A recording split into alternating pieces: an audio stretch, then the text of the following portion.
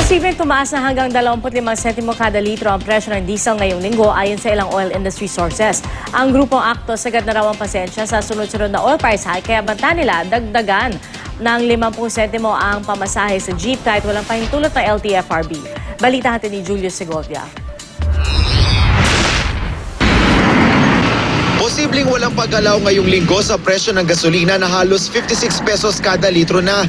Pero ang presyo ng diesel, posibleng magtaas ng hanggang 25 sentimo ayon sa ilang oil industry sources. Kaya papalo na sa higit 45 pesos ang litro ng diesel. Mabigat sa namin bulsa yung ganong kalaki. Kasi kumbaga sa kanila, sintabo lang. Sa amin, peso na yan eh.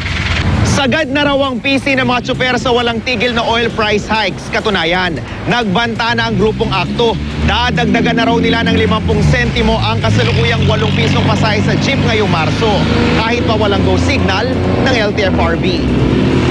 Sabi ng presidente ng Akto, bukod sa serye ng OPH, dagdag kalbaryo rin ang matinding traffic na dulot ng kabi-kabilang road infrastructure projects. Bagal na bagal din sila sa pagdinig sa petisyon nilang 2 peso fare hike. Talagang sagad na kami at nananawagan po ako sa ating mga pasahero na talagang po naman tuloy-tuloy na naman malapit na naman po yung bakasyon ng ating mga eskwela. Lalo naliliit pa rin yung ating kita. Pero babala ng LTFRB, sino mang magtataas ng pasahe na walang direktiba ng board, posibleng pagmultahin at matanggalan ng prangkisa.